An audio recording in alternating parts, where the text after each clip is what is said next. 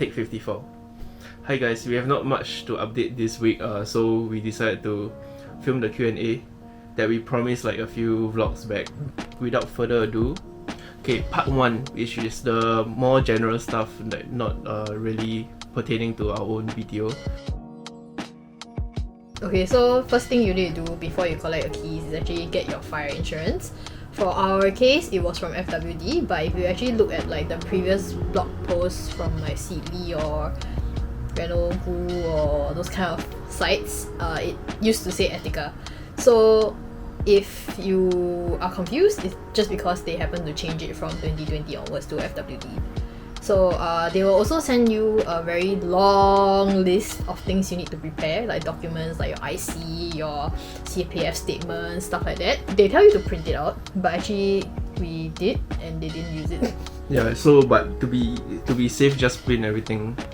And because I think it's also depending on the person that attends to your case. Just to be safe, you print and then you just keep soft copy also. Cause like they ask us to show on our phone, like log into SingPass and then show certain things. So just keep soft copy and hard copy and then you just give them whichever one they want. For us, we don't really practice any feng shui stuff. But what we did was we bought a pineapple and then we rolled it. No, actually no. We collected our keys. We went to eat Yakun, which is outside HDB Hub. And then we went to buy the pineapple at the NTUC, Which was outside HDB Hub, so. which is at outside the MRT station. And then went to my place because I live nearby to pick up like some of the essential defects check stuff like stool, like pail, those kind of things. And then we headed over to do our defects check. So for some other people, if you guys are like, you have to do the traditions and stuff like that, right? Some people actually have to go and find a geomancer or feng shui master to actually calculate which date is auspicious to open the door itself, and then you go down on that date at a specific time to open the door. Yeah, I also think that some of them like have specific dates to to start the reno. Yeah. So some people cannot start like immediately. So we are not superstitious, and we don't really practice any of these. So yeah, we just went ahead. So we waited so long for the keys, right? Why would we delay seeing the house even further? Yeah, so we just went straight and opened the door and woo, and video and everything. And you can see that video like our first vlog. So our first vlog. So that's literally what we did. Yeah, that's literally what we did after key collection. So yeah. Okay, so if you Google like a BTO defects checklist, there is actually a very very long list from different people. It's not just one site that listed this. So we just happened to choose the Seedly one and then copied the Google sheet that they gave, and then I just tweaked it to what we needed. Cause we don't have, we didn't opt in for tiles or flooring or any sanitary fittings and all those, right? So all those we didn't need, so I just deleted it and then selected what we need and then printed it out. Because I don't really want to bring around an iPad, so paper is so much easier. We'll link the sheet below, like that, but if you just Google it, it appears like there's a lot. So overall, right, basically, things that are easy to fix by your ID or contractor, right, try not to fix them with BSC because in like our balcony, when they fix one, they cause another problem. So it's best if it's small enough that your ID can fix it, like maybe just paintwork, just get them to do it instead. Like you just try to champion with your ID lah. Then just like, this one help me fix lah, can one.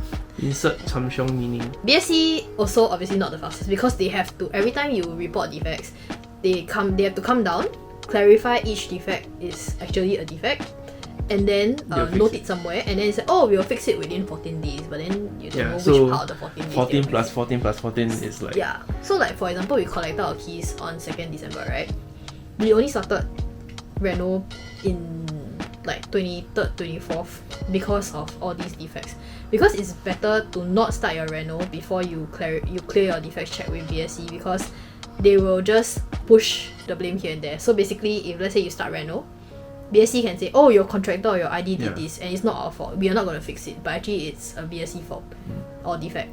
Then on the other hand, the Reno as in your ID might also say that, oh, it's actually BSC fault, then we don't want to fix also. So now you're stuck in the middle, and then if you want to fix it, you have to pay for it because now the ID will be the one fixing it and it's labor.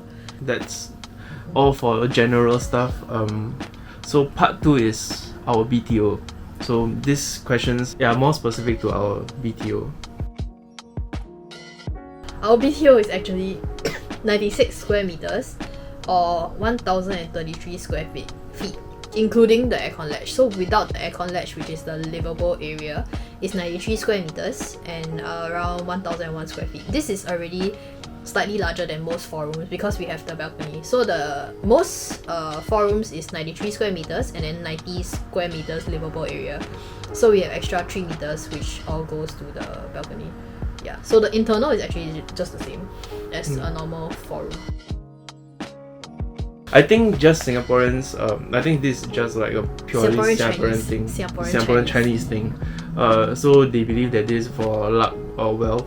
That's why we shout the huara when you roll it in. And then supposedly the tradition is that when the first time you roll it in, the further it goes, the more luck you get. I don't know the thing. Yeah, that's what they say. But we did it for fun, not really for like to follow any superstition or traditions. Yeah, so we just did it for fun. So yeah. Don't follow our ritual because there's like more proper rituals. There's actually quite a lot more they're supposed to do when for like the door opening ceremony. You're supposed to like sprinkle green beans and salt in the corner and rice or something not sure about that. And put some fruits in the middle of the living room.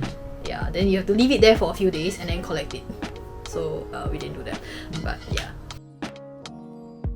Basically, I did most of the design. He just edited my input. So a lot of things I got from Pinterest. I started off with Pinterest and Canvas. Pinterest, what you need to be careful what you search, because if you search just renovation, right, you get a lot of the Angmo houses which don't really fit our BTO because their floor to ceiling ratio is very high, but we only have like 2.6, 2.7 meters. So what you need to search for in Pinterest is HDB BTO. Then you will get a lot, because a lot of the Reno companies, they actually upload on Pinterest also because it's one of their social media marketing strategies. Yeah. So Canvas basically is very easy. You just need to search. You don't even need to search. Yeah, they just show you. They just show you everything. Yeah. So you just download the app, right? They show you everything, and you just need to like choose your theme. So then but of course you need to narrow. What you can do is just, if you don't know what you're looking for, you just look through everything, and then because they tag the theme of the houses that have that whatever renovation style, so you can just narrow it down that way, and then you will know what you're looking for.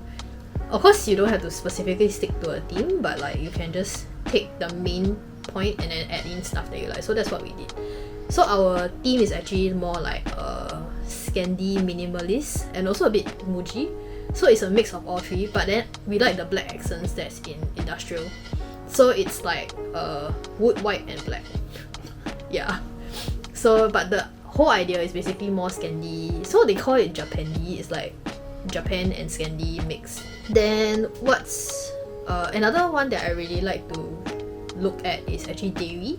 So it's a micro blogging app. I don't think it's very famous, but they have a lot of information there.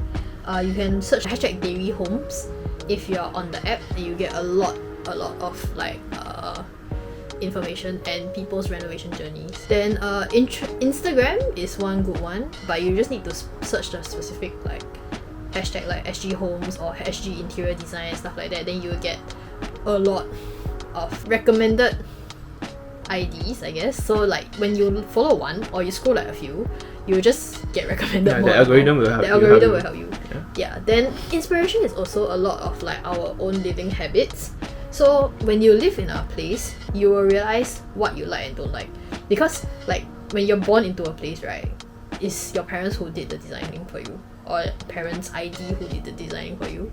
So you will know, like, let's say I have a built-in wardrobe, then I don't like certain parts of it. Then you will just take note and then stuff like that. Then the next time when you design your house, you won't do it. Okay, so we actually didn't choose an ID, right? So a lot of things or maybe just me, I do the color coordination. I do the choosing of the accessories and stuff like that. So that's something that ID can help you with. But for us, because we went with a main con, they just do the project management side. And we have to give them the design, the laminates you choose, the floor tiles you want. Like, and they won't give you design input. I mean, they'll give some.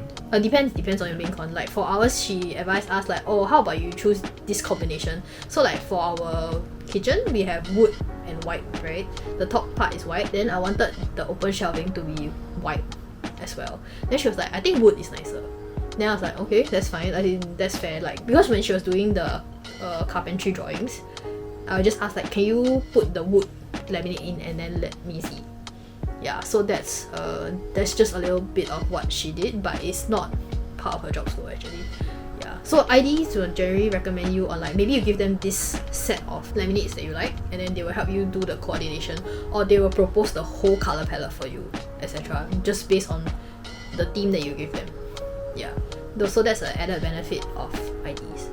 So one thing when you are designing your own place is that don't forget about practicality.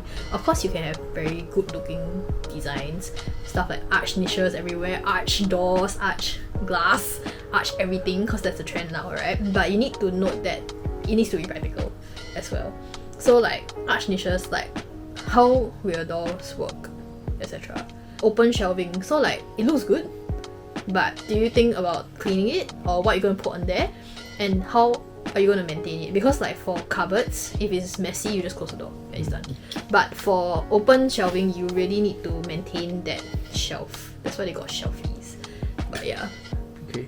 Then another very important thing that people overlook a lot in quotations, because it's not included in quotations until you actually get the place and you go through and say, oh, I want this electrical point here, I want this lighting point here, I want this stuff like that, right? Is that it's very expensive. And also a thing that you should not overlook, because not enough sockets is a very serious issue. Not enough light is also a serious issue. Yeah, I mean, you don't want like every room to have like a soap bar attached to it, or just because I forgot to account for this part. Yeah, this part having a new electrical appliance or stuff like that. My current place, right, because our renovation was done 20 something years ago, where electrical appliances are not the big thing.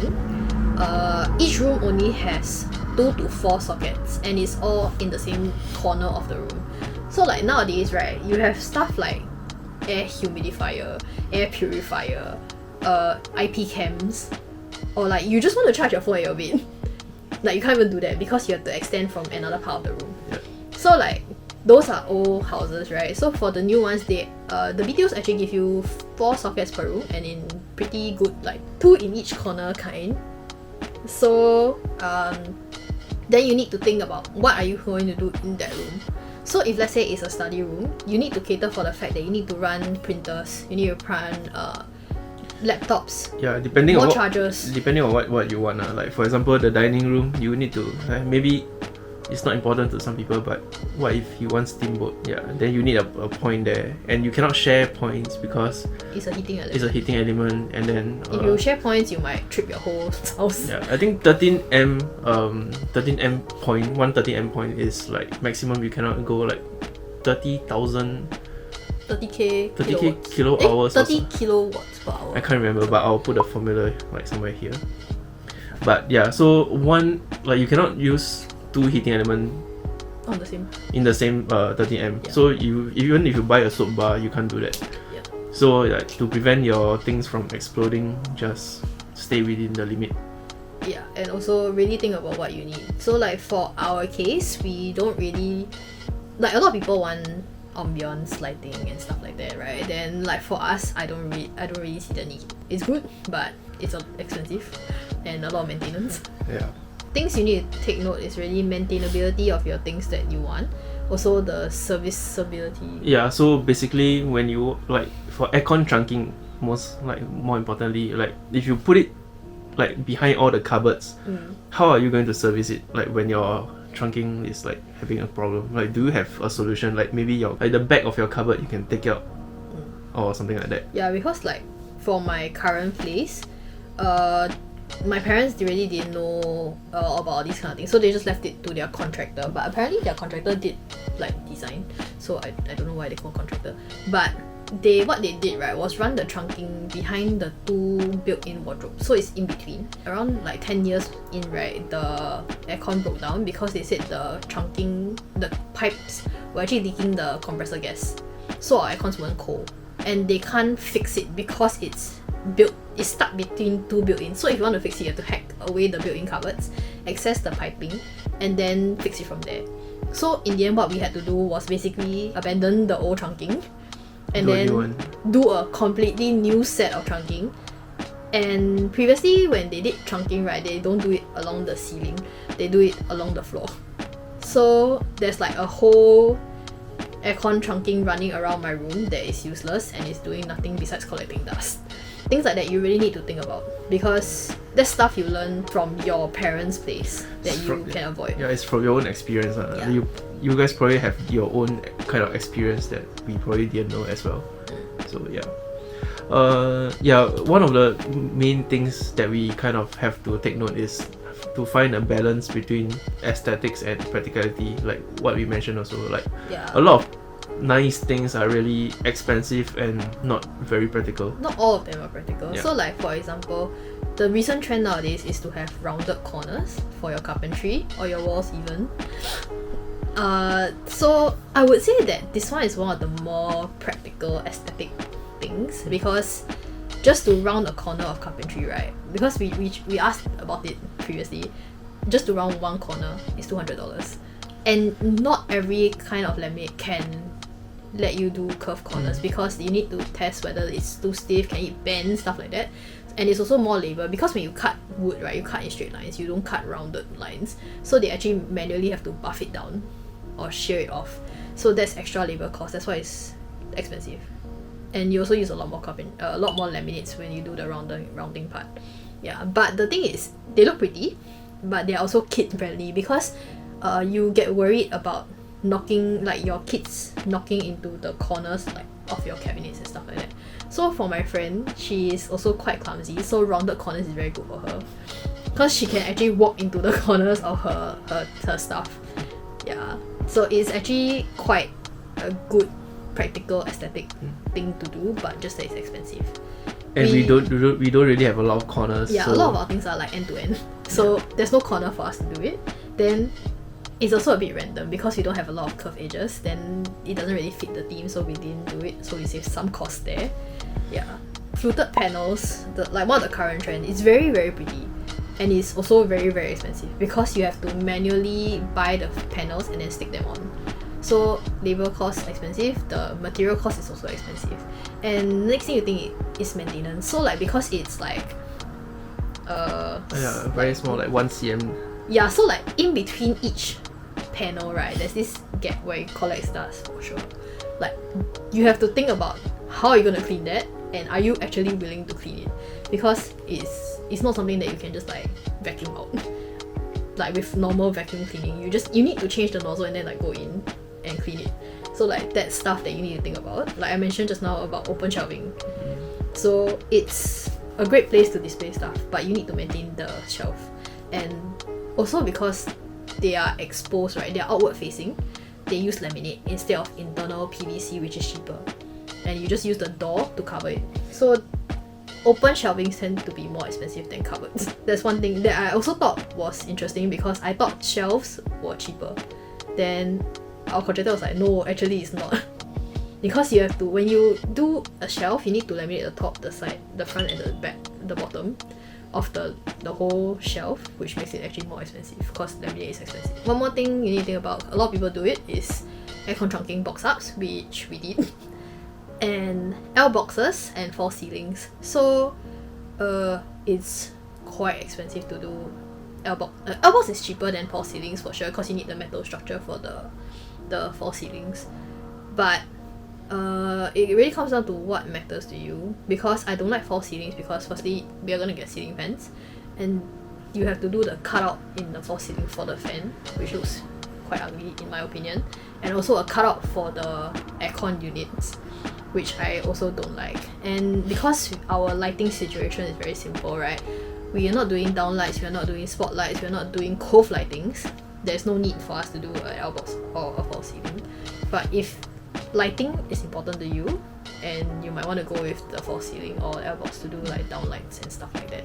Oh, so she really liked the idea of cove lights, but because I'm more particular about maintenance and cleaning, so I asked like who's gonna actually clean the thing. So she just like let's do a bit of it. It's like never mind. Cause cove lights, right? You need to build an L box with a hole, and then you stick the LED lights inside. So one thing you know is that insects are attracted to lights. So they will confirm go there and then die there. So that's the thing. Then he was saying like, do you want to clean like lizard bodies and all those? And I'm like, never mind. I mean, it's okay lah. I think some people don't mind. Some people don't mind. It really looks very nice. Yeah. And then some people don't clean. Some people don't mind. Some people don't clean. And yeah, just up to you lah. Like for us, we didn't really need it. So yeah. Then also, if you like warm, cozy ambience, normally they use warm white or warm lights to create that. But personally, I don't like it because it makes me feel sleepy all the time. Especially when we both like to use like PC. Then those kind of lighting is not very good for like conducive for work or gaming, because it just makes you want to sleep all the time. So I like white lights, like daylight white lights, as in the light temperature is called daylight. Yeah, so it depends on what you like, I guess. So you also have to consider that creating a lighting point, if there's none, and connecting a light are two separate costs as well. So it's pretty easy to rack up costs like that, especially like when you go like, oh, this strip of L box need like 3 downlights, and it's new lighting points, so it's like 3 new lighting points and then 3 costs for installing the downlight, and like installing a pendant light and a downlight and a track light is all different costs. Yeah, so best thing is to ask your contractor or ID for the list of electrical prices, and then you can consider yourself. Okay, the next one is you have to consider your living habits. So that one is not just for your own design. So even when the ID recommends, like when they will do a design proposal for you, right? You really need to think about your living habits. Like you try to imagine walking and living in that design that they give you. Yeah, so you really have to imagine like, oh, after a hard day from work, you come in through the main door. What are you to your left? Are you going to see a wall there, or are you going to see like your dining table or whatever? Like, where do you put your bag, or where do you like actually or put your socks, put your shoes, stuff like that. And also because of this kind of living habits that differ from one person to another, if you are a person who likes to watch TV or like watch like cinematic, or if you're audiophile, or if you're an audiophile or whatever, then you can invest more in the living room, or you can even like use a room as a theater room. And then you need to do like soundproofing, or and then, like you do the 5.1 surround system, stuff like that. Yeah, you can invest more in your TV sound system, but for us, we don't really use. I personally don't watch TV. I don't watch TV also. Yeah, so no real point for me. So like for us, I think we spend most of the time at the PC instead of the TV. So for us, we actually focus a lot more on the kitchen and the study room, like the whole flow from the coming in from the main door to the study room, or like the kitchen, because we are planning to cook quite a bit, heavy cooking. So we didn't want to do an open kitchen concept. But the thing is, because our kitchen is actually very small, so if we do a closed kitchen, it's going to look even smaller. So that's how we came up with this semi-open kitchen concept, that when we want to cook like frying or stir fry, those kind of thing, right, we can just close the door and it won't go, it will, but not as much. It won't like travel outwards like the oil and the fumes and all those, especially because our sofa is fabric, so that all the smell and everything will seep into the sofa, so that's something we don't want. Yeah. So you really need to think about what you are planning to do in that house. So if you're not planning to cook much, open kitchen is fine for you. You don't even need to get like the gas hob or very strong hood. But for our case, because we plan to, so we invested more in the hood. We also invested more in the hob and oven. That was a very long question answered. Yeah. So yeah, COVID is one of the reasons. And also because we had to pause our reno to fix the water seepage issue. Oh yes. Yeah, so that took like 2 weeks plus extra. 2 weeks plus. Yeah. So like, because that was when some of the works were ongoing, like the tiling, right? And we had the contractor asking us, when can we resume tiling? Because for our case, right, our contractor is actually under a group buy model. As in they did a group buy for our estate. Project. Yeah, for our estate. Yeah. Then, which is quite surprising because normally there's no such thing for renovation. Just so happened that a neighbor recommended this contractor in our group chat, and then a lot of other neighbors reached out to them. So they decided to like, okay, how about we create this group buy session and then this group meeting where you guys can come in and ask us all the questions, and then we give you some additional freebies if you sign up with us before a certain time, which was what we did. But in that case, so many of them signed up with this particular contractor. Yeah, we didn't know, as in we knew it was a lot, but we didn't know the exact amount. So they have actually 29 units under them just from our estate. And because of that, right, it actually created a jam in terms of the workload. Because, like for example, and because also normally when contractors or IDs take up projects, right, they try to stagger them out so that the workers don't clash with each other. Like maybe they take one from this project, then take one from another project, and it's at different timelines. So, but for our case, because we all collect keys around the same time, that caused one jam. So let's say, for example, we have 3 blocks, right? If let's say 10 units from the first block took keys on the same week, they will all expect to start Reno soon. Then they only have limited towers, limited hackers, stuff like that, right? So that caused the jam. And then for our case, right, it's that plus COVID, and then Malaysia had the lockdown, and a lot of their workers are from Malaysia, especially like their towers, because we asked about it previously. They said they only have 4 towers now. They used to have like 10. And so when you have so many units and then so little workers, it's gonna cause a massive jam.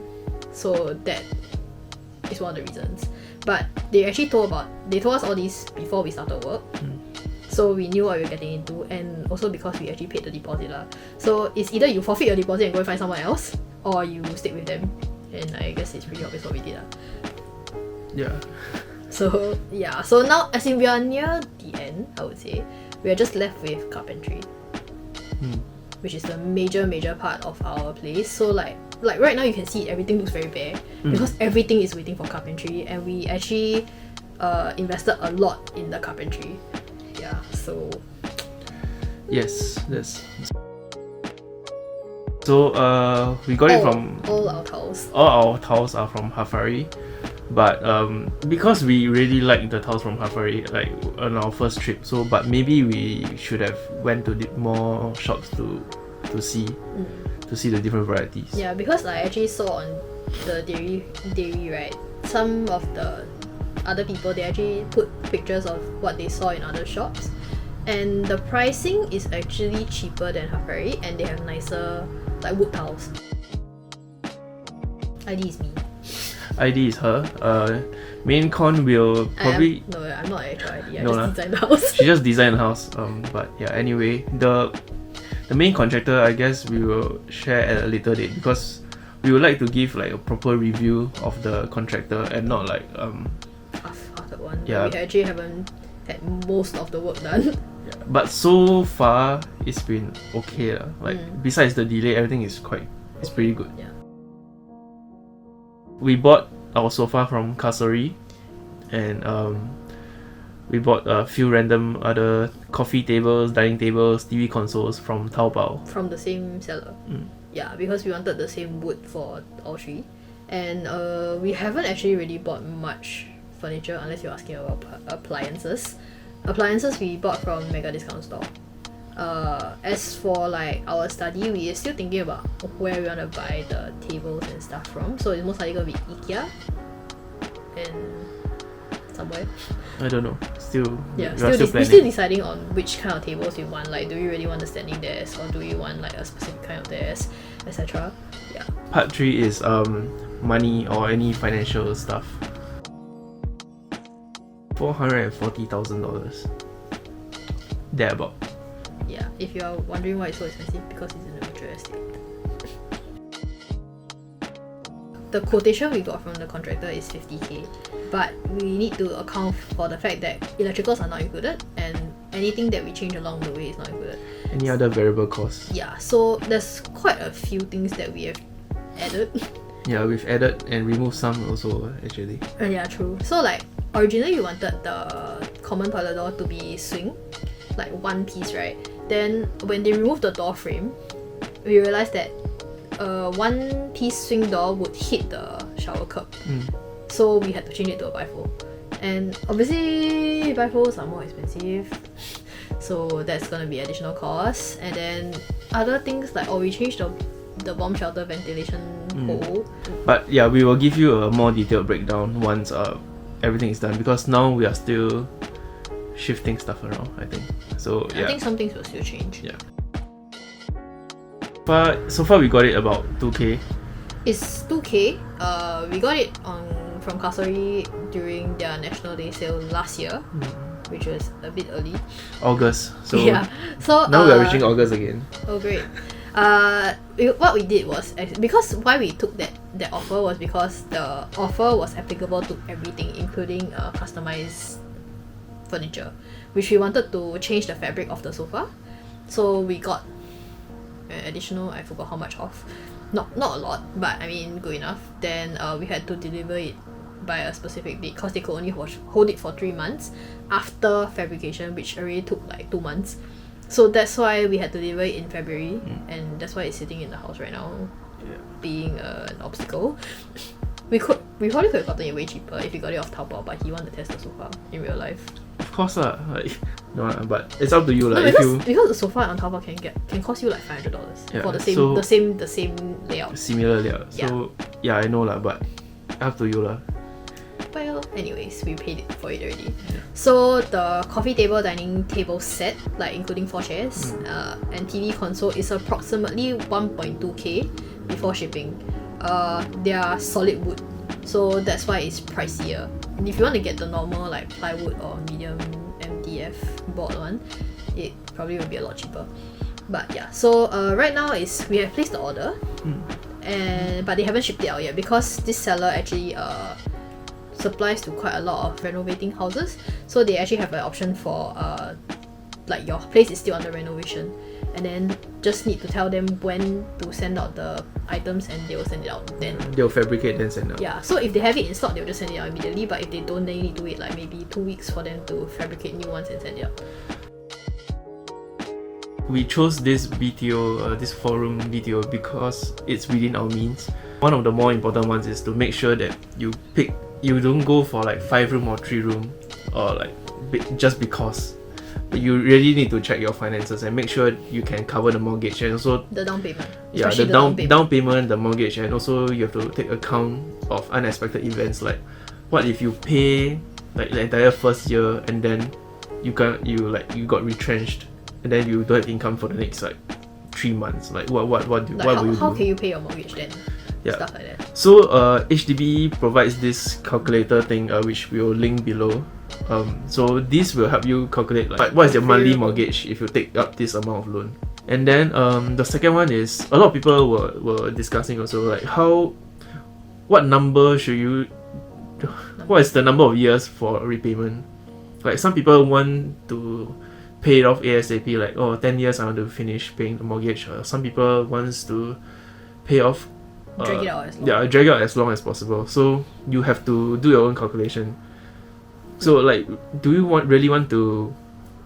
Does it make more sense for you to keep more cash at hand? It also depends if you want to sell the house. Yeah, of course. Yeah. If you don't want to sell the house, like this is your forever home, right? Then I think it's okay to drag it out because you don't have to put in the extra interest from when you sell the house. Yeah. Yeah, so but some people want to go like fully debt free within like 10 years, then okay, then just pay off. But if you realize that you have other ways of bringing in income, like your investments or whatever, that can circumvent the 2.6% HDB's interest or 1 point something right now for bank loan, then you can do your own due diligence. As for the reno, right, for how we budget the renovation, actually what I did was do a lot of research on the materials we want for the house. So like your tiles or your vinyl or your parquet or your laminated wood or whatever kind of flooring you want, how much is it for each one? and then which look do you want, and then you choose one from there. Or like your kitchen countertop, there's a lot. There's like Decton, there's quartz, there's granite, there's marble, there's solid surface, there's compact plus, there's EDL compact. So it's like you really just need to do your research, and then the pricing of each type. So you need to choose one, and then you also need to know the cost of it. So that's how I budgeted for the Reno, because mainly I did the research and then I confirmed with him, because his dad used to be a contractor but no longer in the business, that's why. Then so like when you do the research, right, you also need to do like your carpentry, like per foot run, how much is it, because they do different cost per item. Like your wardrobe is a different per foot run versus your shoe cabinet and stuff like that. So from my research, right, that's how we actually managed to narrow it down to that range and the amount of things we want done. So we actually managed to get it within the budget and everything that we wanted in the Reno. So like that's also one of the reasons why we went with Contractor, because if we went with ID, you have to include the design fees and then we have to take out some stuff. So for the next point also on Reno is how to budget. Is basically you create a want list, so stuff you want in the house, and then clearly separate them into stuff you can give up and stuff you cannot. So like for example, I wanted the bay seat. So it's like stuff you see in American homes, I guess. Like the one they have this whole section along the window that you can see and read books and look out emotionally into the rain and stuff like that, right? So like it's some place that I always wanted, but when I found out the cost for it, it's like 1.6k just to make one. Then I feel like we didn't really need it, because like how often do you actually sit there and read, or like how often do you actually sit there and watch, like stare out emotionally into the rain? Then is it justifiable to pay 1.6k for something you don't use often? That's one of the things that you need to agree with. So like things I feel that you cannot give up is something that you really need to cater for in your design, especially in the kitchen. So like for example, we wanted a dishwasher. Oh shit, actually it's me. I want a dishwasher. And like dishwasher is not something you can just slot in later on, unless you get a tabletop dishwasher, which is most of the time very small and not enough to wash like pots and stuff like that. So that's one of the regrets my friend had. She didn't cater a space for her dishwasher, and now she regrets it because she wants a dishwasher now but she cannot fit it in. She needs to actually hack out her carpentry to create a new space for it. Yeah. Then so stuff like that, dishwasher, built-in oven, fridge size. So like if you need to decide what kind of fridge size you want early on, because the side-by-side door fridge is a lot larger than the top bottom fridge. So like my house has always been using side-by-side fridge, and I wanted one just because I like the look of it, but then I realized we can't really fit it into our... Because that's like 900 plus cm, you know, No, 900 not mm. It's like, so it's like 90 cm width versus like 70 to 80 plus cm for the top bottom. So like for a very tiny kitchen, the side by side cannot really fit in. So I had to give that dream up. Yeah. So it's stuff like that that you really need to discuss about and agree and settle. A lot of things you want, like rounded corners, like arch walls, is not actually a need.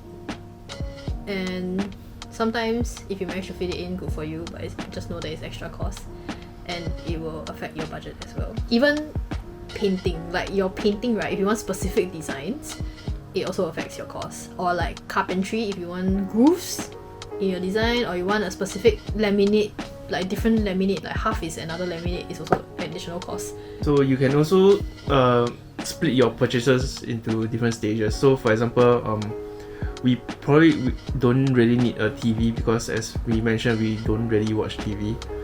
So for us, a PC is more important than a TV. So you may actually want to buy a PC first before you go and buy the TV. Like, and you can always like purchase it, wait for sales to purchase a TV. Yeah. And we don't obviously like. I mean, I like the frame TV, but it's not justifiable to me to pay 3k plus for a TV that I don't watch. Yeah. Yeah. So that's one thing you really need to balance out yourself. Okay, so reaching the end, guys. Yeah, reaching the end. So part 4, which is others, like anything that's not regarding the above. we're using Adobe Premiere Pro, but we are considering to change to Final Cut Pro with the new M1 chip for the Macs. So we're thinking of getting a custom PC to actually do the editing, because both our PCs in like a new PC lah. Because both our PCs are like around 6-7 years old, and it's a struggle to run Adobe Premiere Pro. Like I literally can only run that and nothing else. And then rendering, when we do the like speed up, right, I can't even view the thing because it cannot even load the preview. Yeah, so one of the things we want to change is probably a dedicated PC or Mac to do the editing. Yeah, so and Macs don't really support Premiere Pro. It's not that they don't support Premiere Pro, it's more optimized for Final Cut. Yeah. Just in case people bash me for saying that. Before we even started the channel, we actually talked about this, like we wanted to start a channel and stuff like that, so we actually dedicated some budget to buy this DJI Pocket 2, which is not cheap. We'll link down below. Yeah. If you want to buy. It's 700 plus, spoiler alert. So yeah, actually that's all for others. And any closing thoughts? Okay, so so we'll have a more in-depth Q&A in the future.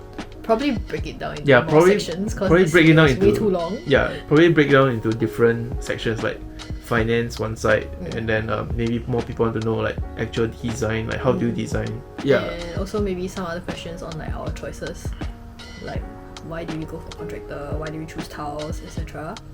There's actually a lot of thought went into this Reno, I would say, because like since we got the floor plan like 4 years ago, I've actually been changing the design since then.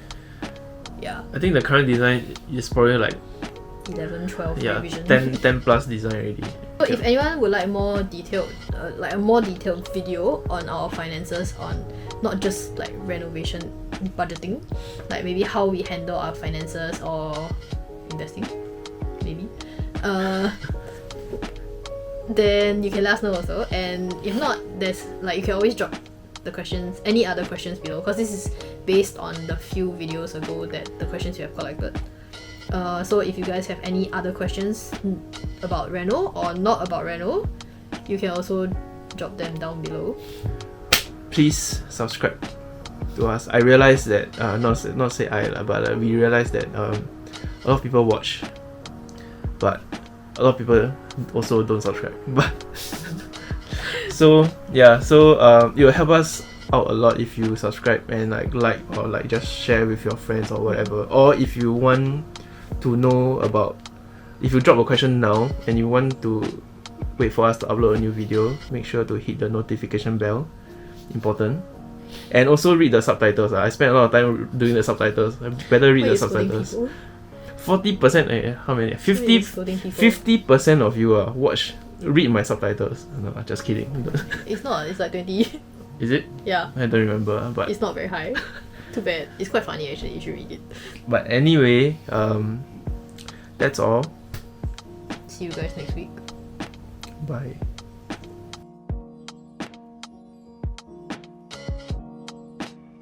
So our BTO is actually... Hi.